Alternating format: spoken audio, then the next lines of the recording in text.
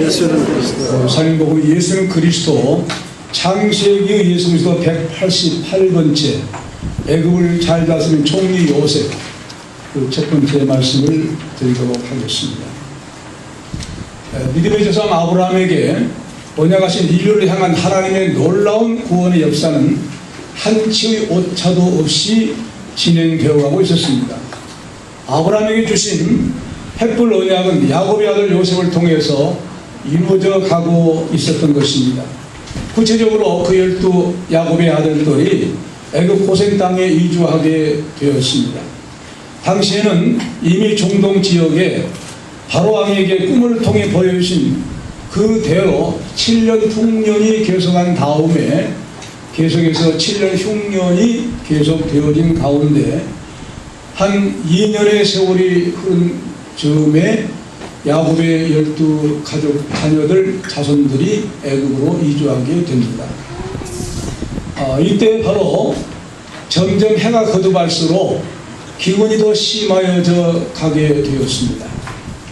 이때 전국을 바로 왕의 전권을 위임받아서 다스리고 있는 총리 요셉은 바로 왕의 꿈을 통해서 이미 하나님께서 알려주신 바와 같이 7년 흉년 동안에 각 지역에다가 창고를 크게 곱창을 지어서 이제 저장해 두었던 것입니다. 그리고 7년에 또 기근이 시작되어서 이미 2년이라는 세월이 지났고 그 이후로도 이제 계속해서 기근이 이제 와서 곡식을 심을 수가 없는 그런 한 해로 계속되었습니다. 그런 가운데 이미 놀랍게 하나님께 지혜를 받은 요셉은 바로 7년 기근을 이미 흉년이 들었을 때 대비해 놓았기 때문에 바로 그 저장한 곡식이 바다 모래같이 많았다고 했습니다. 엄청나게 하나님께서 부어주신 거예요. 7년 기근 동안에도 거뜬히 먹여 살릴 수 있는 곡식을 하나님께서는 그렇게 부어주셨던 것입니다. 바로 7년 기근이 이제 시작된다 할지라도 이미 애굽 백성들을 위한 양식 대책을 강구해 놨기 때문에 염려할 것이 없이 그 남북 타결을 잘 지혜스럽게 헤쳐나가고 있었던 대단한 총리 요셉입니다. 정말로 역사에 이런 훌륭한 사람이 어디 있겠습니까? 없어요. 요셉 외에는. 그 정도로 지혜로운 하나님의 사람이었습니다. 기운이 드는 동안에 이미 바로 왕의 그 꿈 해석을 통해서 기근이 틀림없이 오게 된다는 그대로 이루어지고 있었거든요. 하나님의 절대적인 섭리 가운데 이루어지고 있었으므로 그에게 세운 통치 철학, 하나님께서 주신 지혜로 말미암아 갖게 된 것입니다. 요셉은 가장 어려운 남국의 타개책을 이제 시행해 나간 인물이 어떻게 그렇게 되었을까요? 바로 애굽 총리 요셉은 7년 동안 드는 동안에 곡식 창고를 많이 지어서 충분히 예비해 놓았기 때문에 바로 7년 기근이 온다 할지라도 넉넉하게 이제 해결해 나갈 수 있는 그런 정치 철학을 가진 대로 그의 정책은 1, 2, 3차로 이어져 갑니다. 1차 그의 정책, 2차 정책, 3차 정책이 이어집니다. 기근을 극복한 요셉의 제1차 정책 13절과 19절 같이 읽어보겠습니다. 읽읍시다. 기근이 더욱 심하여 사방에 식물이 없고 애굽 땅과 가나안 땅이 기근으로 쇠하니 요셉이 곡식을 팔아 애굽 땅과 가나안 땅에 있는 돈을 멀쩡히 거두고 그 돈을 바로의 궁으로 가져오니 애굽 땅과 가나안 땅에 돈이 지난지라 애굽 백성이 다 요셉에게 와서 가로되 돈이 지나였사오니 우리에게 식물을 주어서 어찌 주 앞에서 죽으리까. 이 원문을 제가 다시 번역하면 13절 기근이 더욱 심하여 그 땅 전체에 먹을 양식이 없고 애굽 땅과 가나안 땅이 기근 때문에 황폐해 갔습니다. 14절 그런데 요셉이 곡식을 팔아 애굽 땅과 가나안 땅에 있는 그 은전을 바로의 궁으로 가져갔습니다. 15절 애굽 땅과 가나안 땅에 돈이 은전이 떨어지니 애굽 백성이 다 요셉에게 와서 말하기를 돈이 떨어졌으니 우리에게 먹을 양식을 주십시오. 어찌 우리가 총리 앞에서 죽어야 하겠습니까? 그런 말입니다. 양식이 이제 돈 주고 샀는데 그 다음에도 돈 주고 산 양식마저 떨어졌다는 거예요. 바로 이런 사실은 야곱 자손들이 애굽으로 이주한 이후에 더욱 처절하게 이루어지고 있었습니다. 이렇게 애굽 사람들은 굉장히 살기가 힘들었지만은 바로 가나안 땅에서는 곡창을 이제 짓지 못하고 곡식을 쟁여놓지 못한 가나안 땅은 얼마나 더했을까요?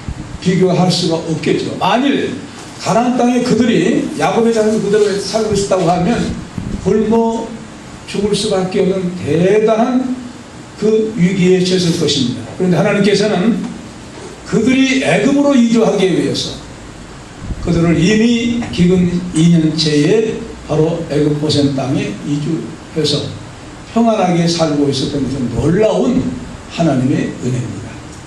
하나님의 말씀대로 산 사람에게는 어떤 환난이 와도 하나님께서 말씀대로 지켜주시고 보호해 주신다는 사실을 이 말씀을 통해서 믿으시기 바랍니다. 네. 그런 하나님이 우리 하나님이에요. 그런 하나님 우리가 믿고 있는 거예요. 그런데 애굽 사람들 양식이 점점 떨어지니까 얼마나 이제 어렵겠습니까? 기근이 모든 땅을 말라붙게 하였으니 씨앗을 심을 땅조차도 쫙쫙 갈라집니다. 갈라진 땅에 어떻게 씨앗을 심을 수가 있겠습니까? 심을 수 없죠. 그러니 씨앗을 심을 수가 없으니 곡식을 거둘 수가 없고, 곡식을 거둘 수가 없으니 그냥 손 놓고 기다릴 수밖에 없는 처절한 기근 속에 당하게 되고 있었던 것입니다. 아마 이러한 일은 애굽 땅과 가나안 땅뿐이 아니라 중본동 모든 전역에 똑같이 임했을 것이니까 얼마나 그 당시에 모든 사람들이 살기가 어렵겠었겠느냐 하는 사실을 짐작해 볼 수가 있습니다. 애굽에 사는 사람들도 역시 잘 먹지 못하니까 기운이 없어서 먹지 못한 기운이 없어서 바로 시들시들합니다. 이제 돈이 다 떨어졌으니까 요셉이 총리 앞에 찾아와서 우리에게 먹을 양식을 주지 않으면 우리가 죽을 수밖에 없습니다. 어떻게 총리 앞에서 우리가 죽어야만 되겠습니까? 아주 대단히 정말로 어려운 사정을 고백하고 있는 그런 실정이 되고 맙니다. 절박한 것을 말합니다. 그런데 이런 어려운 상황에 요즘은 어떤 대책을 세웁니까? 바로 이제 인간들의 속수무책이죠.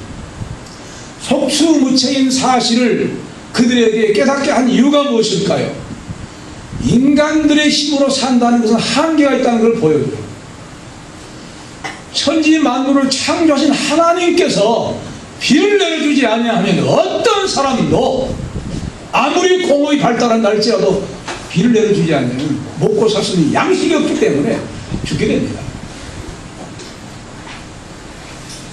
하나님께서만이, 창조하신 하나님께서만이 무로지택을 주장해 주시는 것을 확실히 기근 동안에 깨닫게 하시기 위하여 세상 사람들에게 기근도 하나님의 살아계심을 보여주기 위해서 오게 된 줄로 믿습니다. 네. 우리는 기근이라고 하는 어떤 어려움이 있다 할지라도 우리 생명을 주관하신 하나님을 확실히 믿는다고 하면 사방에 길이 없다 할지라도 어디에 길이 있습니까? 위로 뚫리는 길, 하나님 앞에 기도하면 반드시 응답이 될 줄로 믿습니다. 네. 그래서 우리 주님은 뭐라고 합니까? 나는 길이요 진리요 생명이라는 거예요. 살 길이라는 거예요. 살 수 있는 생명이라는 거예요. 방법이라는 거예요. 길이라고 한 말은 방법이라는 의미도 있어요. 살 방법이다. 방법이 바로 우리 주님께 있다. 살아갈 수 있는 방법이 주님께 있는데 누구를 의지한단 말입니까? 오직 어려운 때일수록 주님을 적극적으로 의지하라. 그래서 주님 앞에 응답받는, 그래서 살아갈 때 하나님의 사랑을 정말로 충만히 체험하는 그런 성도들 되시기 바랍니다. 네. 바로 그런 어려운 그 고난 속에서 이제 사람들은 은전들을 간직하고 있는 모든 돈들을 전부 다 요셉에게 갖다 바쳤어요. 다 은도 바닥이 났어요. 돈도 다 바닥이 난 거예요. 그 양식을 팔아주면서 반드시 그냥 요셉은 그냥 양식을 준 것이 아닙니다. 반드시 대가를 받고 준 거예요. 그리고 그 은전들, 당시에 돈은 은전이에요. 은전들은 전부 바로 왕의 내탕고에 집어넣습니다. 한 개의 은전이라도 자기 호주머니 속에 집어넣은 것이 없어요. 개인적인 착복한 것이 전혀 없어요. 아무도 본 사람이 없으니까 얼마든지 도둑질할 수가 있는 거예요. 자기 마음대로 하여 자기 마음대로 주고받고 한 판매 권한, 정권을 가지고 있었으니까 바로왕에게 한 7 정도 보내면 자기는 한 3 정도 차지할 수 있는 거예요. 보통 사람 같으면 아마 그래서 남았을 거예요. 전혀 요셉은 그런 데 관한 욕심을 갖지 않았어요. 왜 그럴까요? 하나님 앞에서 다른 인격 형성이 되었기 때문인 줄 믿습니다. 네. 하나님의 사람들은 누가 보든지 안 보든지 간에 거짓이나 욕심을 가질 필요가 있겠어요? 왜? 내가 갖는 거짓이나 욕심보다도 비교할 수 없는 진실한 하나님이 자신을 확보해주고 있고 분명히 책임지고 있는데 무엇 때문에 거짓말합니까? 무엇 때문에 도둑질합니까? 할 필요 없이 하나님이 주신 그 확보, 하나님이 주신 그 축복 비교할 수가 없는데 그 비교할 수 없는 하나님의 놀라운 은혜와 능력 속에 살면서 세상 사람들 같이 탐을 한다거나 거짓말한다거나 이런 일 속하지 않기를 바랍니다. 네. 하나님 반드시 체험해야 돼요. 이런 하나님 요셉처럼 체험해야 돼요. 요셉은 전적으로 바로를 위해서만 일했고 권력을 자신의 사적인 재산을 늘리는 도구로 사용하지 않았어요. 그처럼 바로 왕에게 충실했어요. 윗사람을 올바로 섬겼어요. 속이지를 않았어요. 겉과 속이 다 똑같았어요. 왜 그러냐? 하나님을 경외한 사람이기 때문에 그래요. 하나님을 경외, 하나님을 믿는다고 하는 것은 이런 면에서 달라야 해요. 교회에 나와서 하나님을 아멘하고 사회에 나와서는 또 달리 똑같이 생활한다고 하면 하나님 믿는 성도를 뭐라고 합니까? 거룩한 백성이 될 수가 없지요. 나와 여러분들은 거룩한 백성이라는 사실, 하나님이 살아계시고 내 안에 하나님 계신다는 사실 항상 의식하며 사시기 바랍니다. 임재신앙, 하나님 통행하시다는 사람, 죄악을 볼 때 두려워 떨 수밖에 없는, 그리고 하나님의 놀라운 임재하시기 때문에 늘 하나님 의식하고 살기 때문에 하나님과 동행하는, 하나님을 두려워하면서 생활하는 사람, 그게 바로 신앙생활이에요. 우리 마음속에 하나님이 두려워한다고 없다고 하면 믿는 그 생활이 아니에요. 누가 보거나 말거나 아무 상관없이 하나님과 동행한다고 하는 이 삶, 이것보다 더 큰 복은 없습니다. 네. 이 귀한 하나님과 동행하는 그 삶이 계속적으로 우리가 죽을 때 천국 그대로 간 거예요. 만약 하나님과 하나님 하나님 동행하지 않는다, 그런 삶을 살다가 죽으면 어떻게 하나님 나라에 갈 수 있겠습니까? 못 가요. 반드시 하나님 의식하고 떠나야 돼요. 하나님과 동행하는, 내 안에 하나님 계시고 하나님 안에 내가 있다. 할렐루야. 네. 요한복음 5장 15장 5절 7절 저 안에는 내가 저 안에. 요셉은 그만큼 명백한 정직으로 무장됐던 것이에요. 그런 남의 희생을 통해서 치부하고 싶은 그런 욕망을 강력히 떨쳐버린 사람. 그러나 그가 그렇게 인격이라 할지라도 하루아침에 이루어진 것은 아니에요. 바로 이제 이 사도상경 대학에서 이런 말 여러분 잘 알죠. 수신제가 치국 평천하, 자신의 몸과 마음을 바르게 한 사람만이 가정을 다스릴 수가 있고, 가정을 잘 다스린 사람만이 바로 나라를 다스릴 수가 있고, 나라를 다스릴 수 있는 사람이 세계 평화를 이제 평화롭게 세계를 공헌할 수가 있다, 다스릴 수가 있다, 그런 뜻입니다. 이 말의 핵심은 수신입니다. 내 자신을 다스리는 것. 성경은 뭐라 합니까? 사도 바울 우리에게 말씀하고 있어요. 내가 그리스도와 함께 십자가에 어쨌나니 못 박았나니. 무엇이 못 박았다는 거예요. 이 수신이라는 사람은 무엇을 통해서, 이 말하는 사람도 뭘 통해 수신되는 걸 말하지 않고 있어요. 그러나 복음은 확실하게 그리스도와 함께 옛사람을 못 박아 죽어야만 새롭게 거듭나 새롭게 생명이 깨어났을 때만이 온전히 온전한 수신이 될 줄로 믿습니다. 수신을 말한 사람 자체도 이걸 몰라요. 어떻게 알겠어요? 예수를 모른다고 합니다. 사도 바울도 뭐랍니까? 난 날마다 죽노라.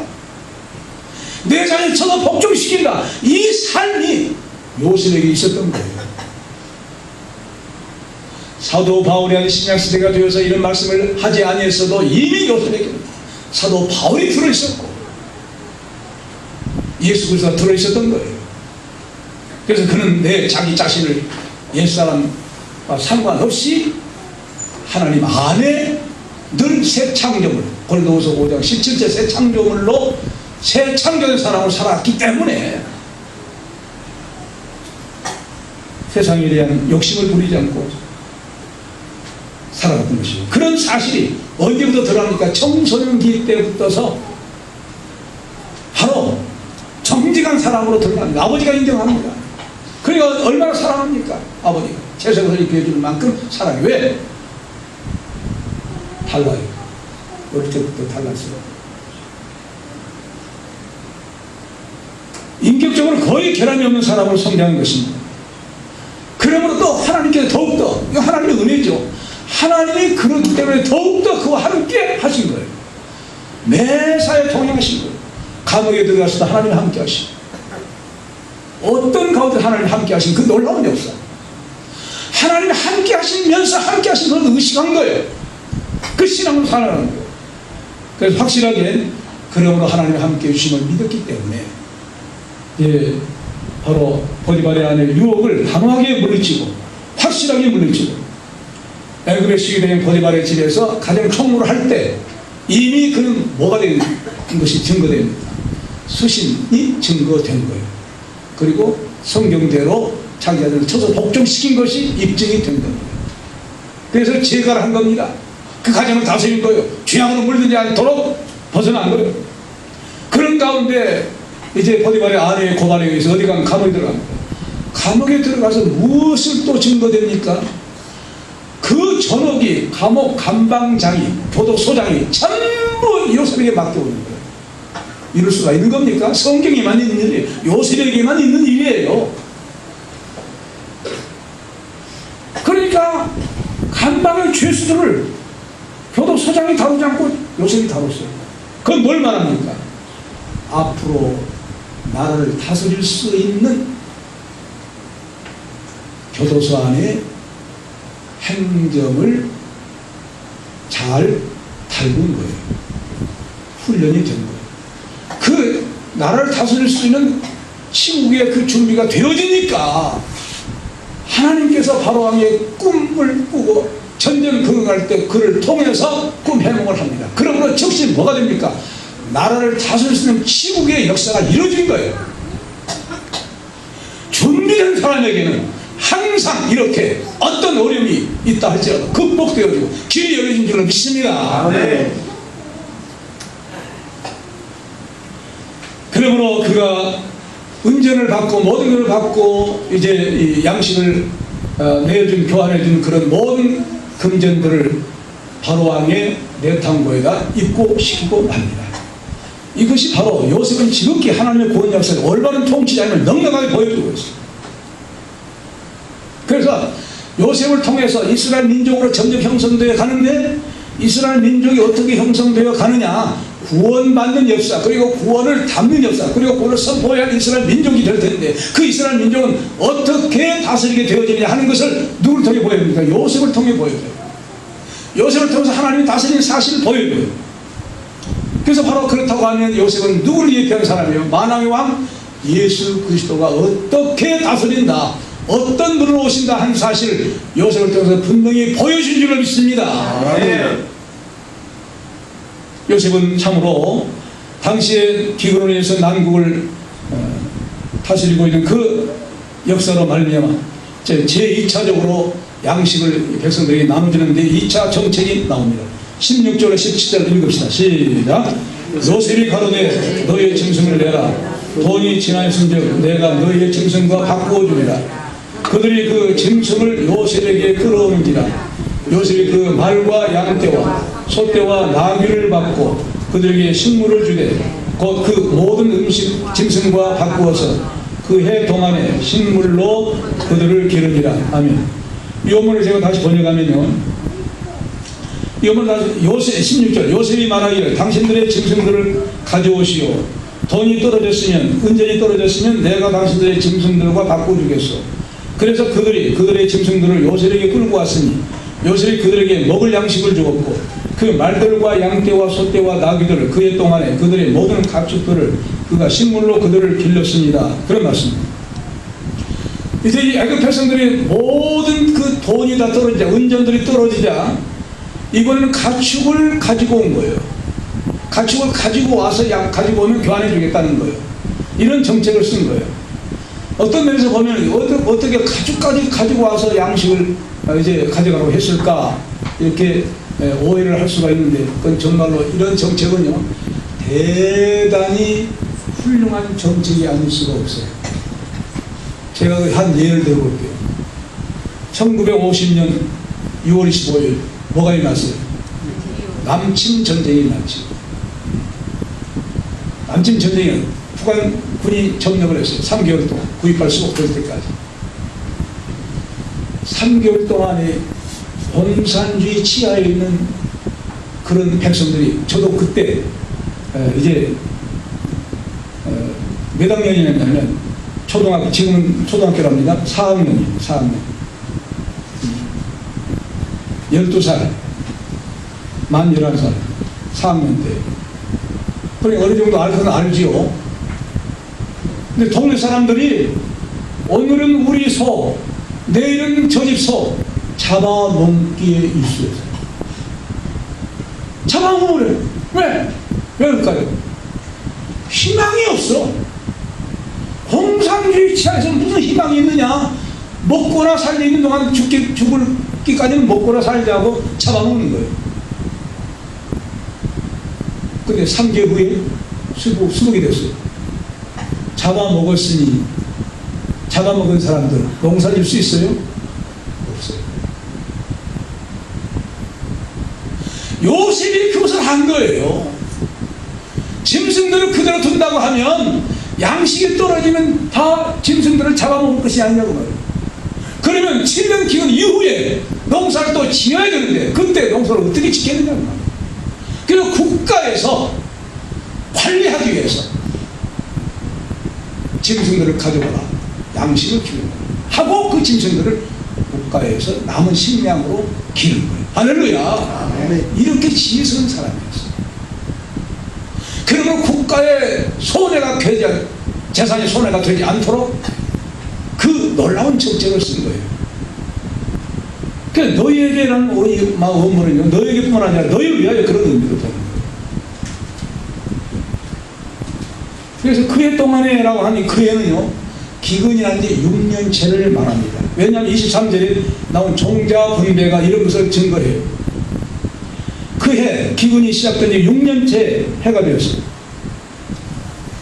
그때 그렇게 이렇게 이제 기근이 굉장히 심해서 들어가니까 6년째 들어가니까 중문동 지역에서 극심한 기근을 인해서 바로 이런 상황에서 거의 사람들이 굶어 죽는 현실이 곳곳에 일어났을 거예요. 그런 세계적인 보고가 없으니까 알 길은 없지만 성경대로는 그래요. 그렇다고 하면 이제 정말로 양식이 떨어져 먹을 것은 이제 짐승밖에 없을 텐데 짐승까지 잡아먹으려면 그 다음에 어떻게 농사를 지을 수가 있겠느냐 하는 걸 미리 알고 대책을 세웠으니까 요셉은요 보통 사람이 아니에요. 하나님이 주신 그 지혜 통지처라. 바로 왕이 자기밖에 없다. 모든 권한을 다 임할 정도로 할 이유가 이 사람 이런 사람 때문에 그렇구나. 사실은 아마 바로는 세월이 갈수록 기근이 심할수록 더 입증이 되고 찬탄했을 거예요. 야, 대단한 총리구나. 잘 쓰겠구나. 그 다음에 요셉은 기근이 극복하기 위해 3차 정책을 세웁니다. 18절로 19절 읽읍시다. 시작. 그 해가 다 하고 새해가 되면 우리가 요셉에게 와서 그에게 고하되 우리가 주께 숨기지 아니하나이까. 우리의 돈이 다하였고 우리의 짐승떼가 주께로 돌아갔사오니 주께 낼 것이 아무것도 남지 아니하고 우리의 몸과 전지뿐이라. 우리가 어찌 우리의 전지와 함께 주의 목전에 죽으리까. 우리 몸과 우리 토지를 식물로 삼으소서. 우리가 토지와 함께 바로의 종이 되는 것, 우리에게 종자를 주시면 우리가 살고 죽지 아니하고 전지도 황폐치 아니하리다. 예, 아멘. 이 원문을 제가 다시 번역하면 18절, 그 해가 다가고 그 다음 해에 그들이 요셉에게 와서 그들이 그에게 말하기를 우리가 주께 숨기지 않겠습니다. 우리의 돈은 다 썼고 우리의 가축대가 주에게로 가서 주 앞에서 아무것도 남지 아니하고 우리의 몸과 우리의 땅뿐입니다. 19절, 우리가 어찌 주 앞에서 우리 자신과 우리의 땅까지도 죽어야 합니까? 우리가 몸과 우리의 토지를 곡물로 사십시오.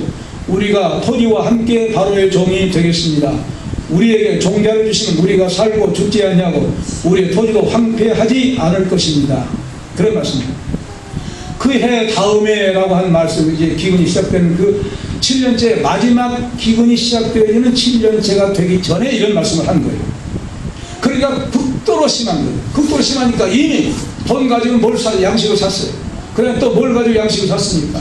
짐승들 가지고 양식을 샀어요. 이제 가지고 살 것이 없는 거예요. 기근이 아주 최악으로 극악하게 치닫게 된 겁니다. 아무것도 내놓을 것이 없는 거예요. 그래 백성들이 생각해 보기를 그래도 우리 자신들 몸과 그리고 땅, 자기들이 땅, 이거 내 땅이 내 땅이 하고 땅은 가지고 소유가 개인 소유가 있었으니까 이 땅과 우리 몸밖에 없으니까 땅과 몸을 사십시오. 양식과 교환해 주십시오. 이 말입니다. 그럼 우리가 평생 동안 바로의 종이 되겠습니다. 그런 말입니다. 그리고 또 뭘 구합니까? 여기 천지라고 하는 말은 땅을 말합니다. 자, 그래서 여기에서 이제 이 땅이라고 하는 말은요, 원문에서 아담이라고 할 때 우리는 첫 사람 아담 생각하지만 아담이 어디에서 만들었습니까? 흙을 빚어 만들었어요. 그 흙을 아담아 그럽니다. 아담, 그 원동사 똑같아요. 아담 똑같아요. 그러니까 흙에서 아담이 우리가 나온 거예요. 우리 조상이. 그 영혼은 하나님 거기다 불러놓고. 그러니까 우리 육신만 죽은다고 죽은 것이 아니에요. 영혼은 안 죽어요. 확실히 믿으시기 바랍니다. 사람이 그냥 이 사실을 모르는 사람은 자 사람이 모든 게 끝난 줄 생각 아니에요. 그 다음에 반드시 심판이 있어요. 그래서 바로 우리 이 육신은 흙과 관련이 있잖아요. 그래서 이 농경민들은 특별히 애국 사람들이 그러했습니다. 땅을 생명과도 같이 아꼈어요. 땅. 농촌 사람 더 그렇죠. 지금도 농촌 사람 마찬가지로. 자, 그래서 바로 절체절명의 위기에서 모든 바닥이 다 나버리니까 이제는 땅과 우리 몸밖에 없으니 우리 몸과 땅을 바로 왕이 사고 우리는 바로 왕의 종이 되겠습니다. 그렇게 말합니다. 이건 뭘 말합니까? 자, 생각해 보세요. 7년 동안 풍년이 든 동안에 요셉은 지혜로운 사람이라 어떻게 했어요? 양식을 다 거뒀어요. 물론 사서 거뒀겠죠. 그러면 요셉처럼 지혜 있는 사람이라고 하면 풍년 7년 동안에 걔들도 창고를 만들어 저장했으면은 아무리 7년 기근이 있다 할지라도 걱정 없이 여유있게 지나게 될 줄은 믿습니다. 근데 그들은 요셉 총리는 그랬다 할지라도 그 백성들은 그렇지를 못했어요. 그러니까 손버릴 수밖에 없었어요. 이거 뭘 말합니까? 뭘 말해요? 마태복음 15장에 뭘 말합니까? 슬기로운 다섯 자녀와 비난받은 자녀. 슬기로운 사람은 기름을 준비했다는 거예요. 갑자기 주님 오신다니까 등불을 켜고 맞았지만 기름을 준비하지 못한 사람은 좀 기름 좀 나눠가면 내가 쓸 것 좀 부족하다.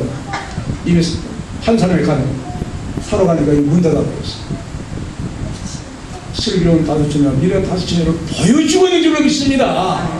그러면 우리가 하나님의 말씀 우리가 읽을 수 있고 들을 수 있고 믿을 수 있는 자유가 있을 때 말씀 양식 충분히 준비해서 어떤 화를 아니고 너끈하게 여유있게 넘길 수 있는 그런 복된 성도 되시기 바랍니다. 아멘. 성경 알아야 돼요. 믿어야 돼요. 그 속에서 태어나야 돼요.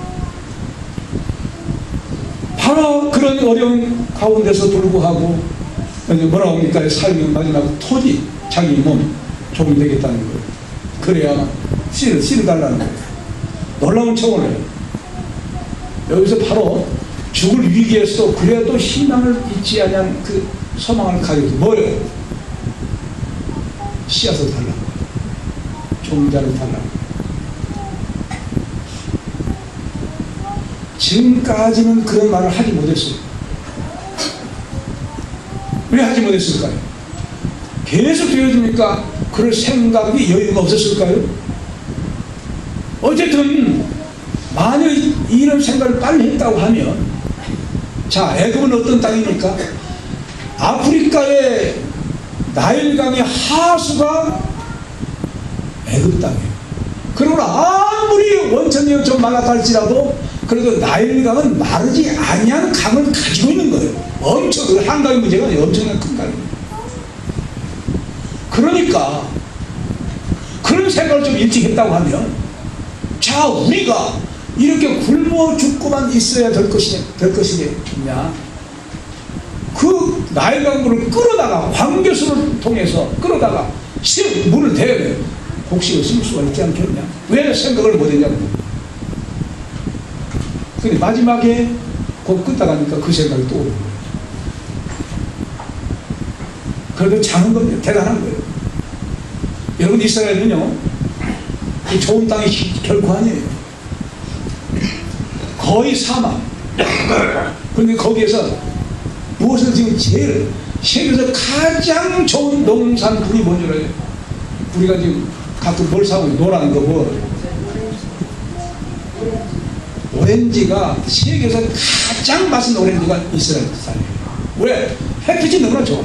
왜 햇빛이 좋을까요? 중동이에요. 중동. 가운데 땅이 그 이스라엘이에요. 지구의 가운데 땅. 해가 햇빛이 가장 좋은 땅. 그래 이스라엘 민족이 가장 좋은 오렌지를 생산해서 팔고 있어요. 왜 그 생각 못해요? 나일강이 있는데 진짜 휘들하면 살 수 있는 거예요. 근데 못한 거예요. 그래도 마지막이라도 그 생각을 다 해온 거예요. 또 한 가지는 뭐냐면, 아마 이랬을 거예요. 요셉에 대한 그 정책을 바로 왕의 꿈을 통해서 이미 정책을 들었거나 알았다고 하면, 7년 풍년이 있고 7년 기근이 또 이제 기근을 말했으니까 이제 마지막 7년 기근 이제 할 1년만 남았네. 그렇다고 하면 우리에게 뭔만 주면 되겠냐? 종자만 주면 되겠구나. 신분 되겠구나. 그 생각을 합니다. 바로 그 무슨 생각이에요? 긍정적인 생각이죠. 아무리 죽은다 할지라도, 여러분, 농촌에서요, 아무리 농촌 사람들이 어려움을 당한다 할지라도 무엇은 먹지 않습니까? 종자는 먹지 않아요. 종자 먹은 사람 끝난 거예요. 종자는 먹지 않아요. 왜? 그 다음에 심어야 되니까. 그렇다면 영적으로 뭘 말할까요? 씨앗. 어디 나와요? 창세기 3장 15절에 맨 처음에 나와요. 여자의 후손이라는 말이 자라트라는 말인데, 여자의 후손은 그 자라트라는 말의 그 원말은 제라, 씨, 종자. 특별히 그 씨 종자는 남성 씨 종자는 거예요. 그럼 누구? 예수 그리스도. 생명의 씨앗이 예수 그리스도를 말미암아 예수를 심으면 어떻게 된다는 거예요? 땅이란 양식은 심어서 1년 양식이 되지만 예수 그리스도의 생명의 씨앗 심으면 영원히 멸하지 않고 멸망당하지 않고 영생을 얻게 된 줄로 믿습니다. 이런 사실을 말씀을 통해서 보여주고 있습니다. 그러므로 나와 여러분들 하나님의 생명의 말씀 심어 단단히 심어 자라게 열매맺게, 그러므로 정말로 영원한 하나님의 영광의 나라에 들어가게 되는 그런 하나님의 축복 포기하지 말고 증거하고 소유하고 자손들에게 증거하고 모든 사람 증거해서 더불어 하나님 나라의 영광을 소유하게 되는 그 생명의 구원의 씨앗, 생명 속에 속한 복된 삶이 되시기 바랍니다. 아멘. 은혜로 오신 우리 하나님 아버지 하나님의 정으로 감사드립니다.